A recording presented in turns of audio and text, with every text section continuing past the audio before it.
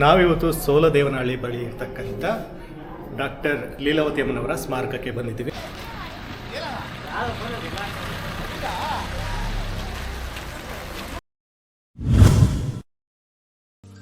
ಏನಪ್ಪ ಇದು ಸ್ಮಾರಕವನ್ನು ತೋರಿಸ್ತಾನೆ ಪಶು ಚಿಕಿತ್ಸಾಲಯವನ್ನು ತೋರಿಸ್ತಾ ಇದ್ದಾನೆ ಅಂತ ತಿಳ್ಕೊಬೇಡಿ ವೀಕ್ಷಕರೇ.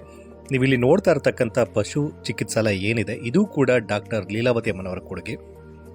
ಸೋಲದೇವನಹಳ್ಳಿ ಏನಿದೆ, ಸೋಲದೇವನಹಳ್ಳಿ ಸುತ್ತಮುತ್ತ ಇರ್ತಕ್ಕಂಥ ರೈತಾಪಿ ವರ್ಗಕ್ಕೆ ಹಾಗೂ ನಾಗರಿಕರಿಗೆ ಒಂದು ಉಪಯೋಗವಾಗಲಿ ಅಂತಂದ್ಬಿಟ್ಟು ಅವರು ಒಂದು ಪಶು ಚಿಕಿತ್ಸಾಲಯ ಮತ್ತು ಪ್ರಾಥಮಿಕ ಆರೋಗ್ಯ ಕೇಂದ್ರವನ್ನು ಕಟ್ಟಿಸ್ಕೊಟ್ಟಿದ್ದಾರೆ. ಅದೇ ರೀತಿ ನಾವೀಗ ಮಾತಾಡ್ತಾ ಅಮ್ಮನವರ ಒಂದು ಸ್ಮಾರಕಕ್ಕೆ ಬಂದಿದ್ದೀವಿ ವೀಕ್ಷಕರೇ. ನೀವು ಇಲ್ಲಿ ನೋಡ್ತಾ ಇರ್ಬೋದು ಅಮ್ಮನವರ ಸ್ಮಾರಕ.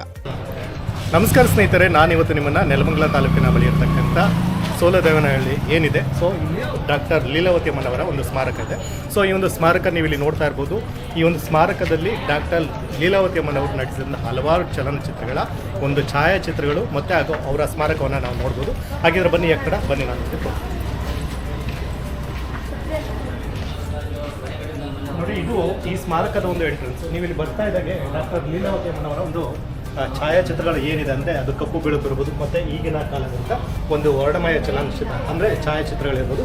ಹೀಗೆ ಹಲವಾರು ಛಾಯಾಚಿತ್ರಗಳನ್ನು ನೀವು ಇಲ್ಲಿ ನೋಡ್ಬೋದು.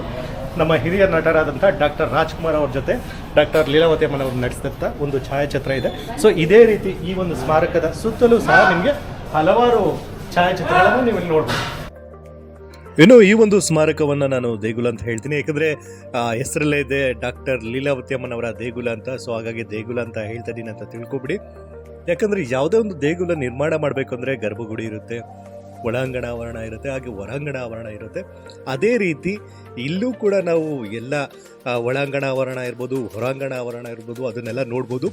ನೀವು ಒಳಾಂಗಣ ಆವರಣಕ್ಕೆ ಕಾಲಿಟ್ಟಂಥ ತಕ್ಷಣ ನಿಮಗೆ ಒಂದು ವರ್ಣಮಯ ಛಾಯಾಚಿತ್ರ ನಿಮ್ಮನ್ನು ಕಣ್ಮನ ಸೆಳೆಯುತ್ತೆ. ಇವನ್ ನನಗೂ ಕೂಡ ಅದು ಫೇವ್ರೇಟ್ ಅಂತಲೇ ಹೇಳ್ಬೋದು.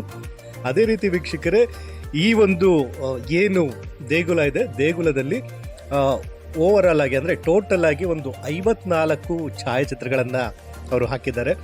ಡಾಕ್ಟರ್ ಲೀಲಾವತಿ ಅಮ್ಮನವರ ಏನೋ ಒಂದು ಕೊಡುಗೆ ಇದೆ ಕನ್ನಡ ಚಿತ್ರರಂಗಕ್ಕೆ, ಹಾಗೆ ಅವರು ಮಾಡಿದಂಥ ಸಾಧನೆಗಳನ್ನು ಬಿಂಬಿಸುವಂಥದ್ದು, ಹಾಗೆ ಅವರು ನಟಿಸಿದಂಥ ಚಲನಚಿತ್ರಗಳನ್ನು ನಮಗೆ ಮರು ಜ್ಞಾಪಕ ಮಾಡುವಂಥ ಒಂದು ಹಲವಾರು ಛಾಯಾಚಿತ್ರಗಳನ್ನು ನಾವಿಲ್ಲಿ ನೋಡ್ಬೋದು. ಅದೇ ರೀತಿ ಈ ಒಂದು ಸ್ಮಾರಕಕ್ಕೆ ಹಲವಾರು ಜನ ಅಭಿಮಾನಿಗಳು ಬರ್ತಾಯಿದ್ರು. ಅವರನ್ನು ಕೂಡ ನಾವು ಮಾತಾಡಿಸಿದ್ದೀವಿ. ಅವರ ಒಂದು ಅಭಿಪ್ರಾಯ ಅಂದರೆ ಅಮ್ಮನವರ ಬಗ್ಗೆ ಇರತಕ್ಕಂಥ ಅಭಿಮಾನವನ್ನು ಅವರು ನಮ್ಮ ಮುಂದೆ ವ್ಯಕ್ತಪಡಿಸಿದ್ದಾರೆ. ಹಾಗಿದ್ರೆ ಯಾಕೆ ತಡ ವೀಕ್ಷಕರೇ, ಬನ್ನಿ ಒಬ್ಬರು ಅಭಿಮಾನಿ ಅವರ ಬಗ್ಗೆ ಒಂದು ಮಾತನಾಡಿದ್ದಾರೆ, ಬನ್ನಿ ಕೇಳೋಣ. ನೀವು ಇಲ್ಲಿ ನೋಡ್ತಾ ಇರ್ಬೋದು ವೀಕ್ಷಕರೇ, ಈ ಒಂದು ಡಾಕ್ಟರ್ ಲೀಲಾವತಿ ಅಮ್ಮನವರ ಸ್ಮಾರಕವನ್ನು ನೋಡಲಿಕ್ಕೆ ಹಲವಾರು ಜನ ಬಂದಿದ್ದಾರೆ. ಅದರಲ್ಲಿ ಈಗ ನಮ್ಮ ಒಬ್ಬರು ಸ್ನೇಹಿತರು ಈ ಒಂದು ಸ್ಮಾರಕದ ಬಗ್ಗೆ ಮಾತಾಡ್ತಾರೆ. ಸರ್ ನಮಸ್ಕಾರ, ತಮ್ಮ ಹೆಸರು? ನನ್ನ ಹೆಸರು ನಟರಾಜ್ ಅಂತ. ನಟರಾಜ್ ಅವರು ಎಲ್ಲಿಂದ ಬರ್ತಾ ಇದ್ದಾರೆ? ನಾನು ಬೆಂಗಳೂರು ಕಾಮಾಕ್ಷಿಪಳ್ಳಿ ಬಸವೇಶ್ವರನಗರದಿಂದ ಬರ್ತಾ ಇದ್ದೀನಿ. ಒಬ್ಬ ಶಿಕ್ಷಕ. ನಾನು ಲೀಲಾವತಿ ಅವರಮ್ಮ ದೊಡ್ಡ ಅಭಿಮಾನಿ. ಅವರೆಲ್ಲ ಚಿತ್ರಗಳು ನೋಡೋಕ್ಕಾಗಿಲ್ಲ ಅಂತಂದ್ರು, ಅಟ್ಲೀಸ್ಟ್ ಕೆಲವು ಚಿತ್ರಗಳನ್ನ ನೋಡಿದ್ದೀನಿ.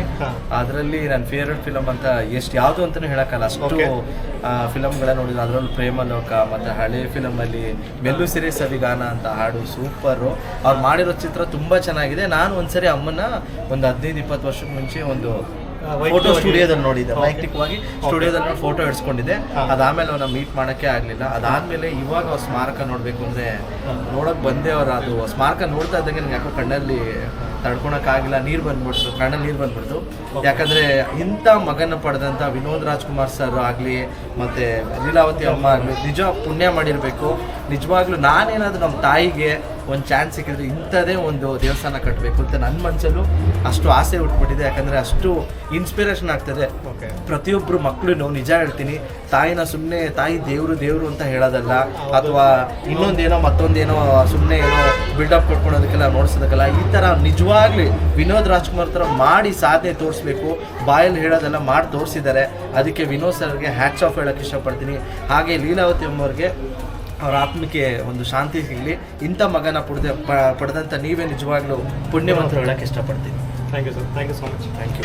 ವೀಕ್ಷಕರೇ, ನೀವು ಇಲ್ಲಿ ನೋಡ್ತಾ ಇರ್ಬೋದು ಕನ್ನಡ ಚಿತ್ರರಂಗದಲ್ಲಿ ಮಿಂಚಿ ಮರೆಯಾದಂಥ ನಮ್ಮ ಹಿರಿಯ ನಟಿ ಡಾಕ್ಟರ್ ಲೀಲಾವತಿ ಅಮ್ಮನವರ ಹಲವಾರು ಕಲಾಚಿತ್ರಗಳನ್ನು ನೀವು ಇಲ್ಲಿ ನೋಡ್ಬೋದು. ಅದು ಕಪ್ಪು ಬೆಳಕಿನ ಚಿತ್ರಗಳಿರ್ಬೋದು, ಅಥವಾ ಇತ್ತೀಚಿನ ಕಾಲದಲ್ಲಿ ಇರ್ತಕ್ಕಂಥ ವರ್ಣಮಯ ಚಿತ್ರಗಳಿರ್ಬೋದು.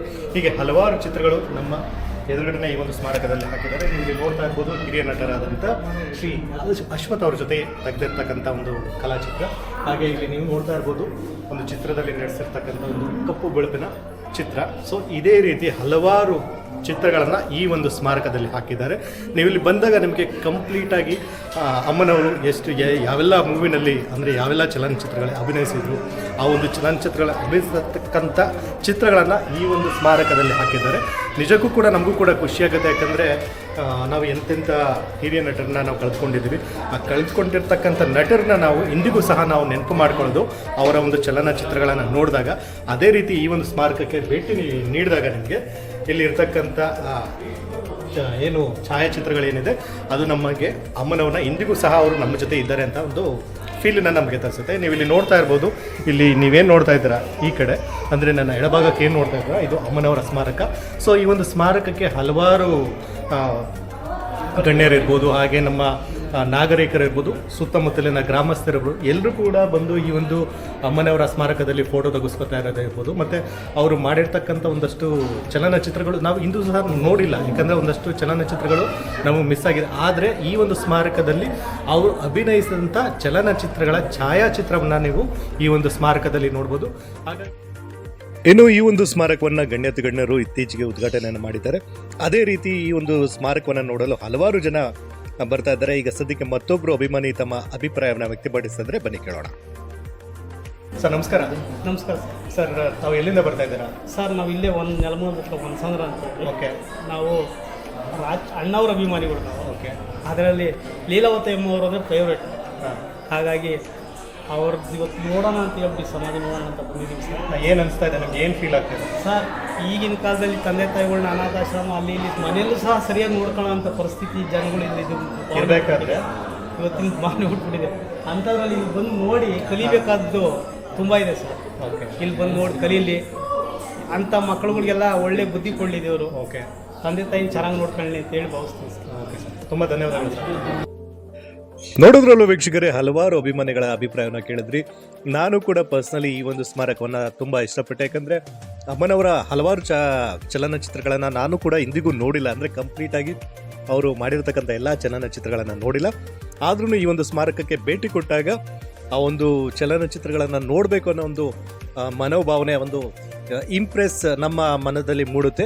ಹಾಗೆ ಈ ಒಂದು ಸ್ಮಾರಕಕ್ಕೆ ಭೇಟಿ ಕೊಡುವಂಥ ಅಭಿಮಾನಿಗಳು ಯಾರೂ ಕೂಡ ಹಸ್ಕೊಂಡು ಹೋಗಬಾರ್ದು ಅನ್ನೋ ಒಂದು ದೃಷ್ಟಿಯಿಂದ ಇಲ್ಲಿ ಒಂದು ದಾಸೋಹ ಭವನ ಕೂಡ ಇದೆ. ಸೊ ನೀವು ಇಲ್ಲಿ ನೋಡ್ತಾ ಇರ್ಬೋದು. ಸೊ ಹಲವಾರು ಅಭಿಮಾನಿಗಳು ಬಂದು ಇಲ್ಲಿ ಊಟವನ್ನು ಮಾಡಿ ಹೋಗ್ತಾರೆ. ಅದು ಕೂಡ ಖುಷಿಯಾದಂಥ ವಿಚಾರ. ಓಕೆ ವೀಕ್ಷಕರೇ, ನೀವು ಈ ಒಂದು ವಿಡಿಯೋನ ನೋಡಿದ್ರಿ. ಡಾಕ್ಟರ್ ಲೀಲಾವತಿ ಅಮ್ಮನವರ ಒಂದು ಸ್ಮಾರಕವನ್ನು ನೀವು ಕೂಡ ಈ ಒಂದು ವಿಡಿಯೋದಲ್ಲಿ ನೋಡಿ ಕಣ್ತುಂಬಿಕೊಂಡಿದ್ದೀರಾ ಅಂತ ತಿಳ್ಕೊಂಡು ಈ ಒಂದು ವಿಡಿಯೋನ ನಾನು ಮುಗಿಸ್ತಾ ಇದ್ದೀನಿ. ಹಾಗೆ ವೀಕ್ಷಕರೇ, ನಿಮಗೂ ಕೂಡ ಈ ಒಂದು ವಿಡಿಯೋ ಇಷ್ಟ ಆಗಿದ್ರೆ ದಯವಿಟ್ಟು ನಮ್ಮ ಚಾನಲ್ನ ಲೈಕ್ ಮಾಡಿ, ಹಾಗೆ ಸಬ್ಸ್ಕ್ರೈಬ್ ಮಾಡಿ ಅಂತ ಹೇಳ್ತಾ ಈ ಒಂದು ವಿಡಿಯೋನ ಮುಗಿಸ್ತಾ ಇದ್ದೀನಿ. ಎಲ್ರಿಗೂ ಕೂಡ ನಮಸ್ಕಾರ, ಧನ್ಯವಾದಗಳು. ವಿಡಿಯೋ ಏನೋ ಮುಗಿಸ್ಬಿಟ್ಟೆ, ಆದರೆ ಮನೆಗೆ ಹೋಗ್ತಾ ಇರಬೇಕಾದ್ರೆ ನನಗೆ ಮತ್ತೊಂದು ಅವರ ಒಂದು ಕೊಡುಗೆ ಕಾಣಿಸ್ತು. ಅದೇನೆ ಡಾಕ್ಟರ್ ಲೀಲಾವತಿ ಅಮ್ಮನವರ ಪ್ರಾಥಮಿಕ ಆರೋಗ್ಯ ಕೇಂದ್ರ.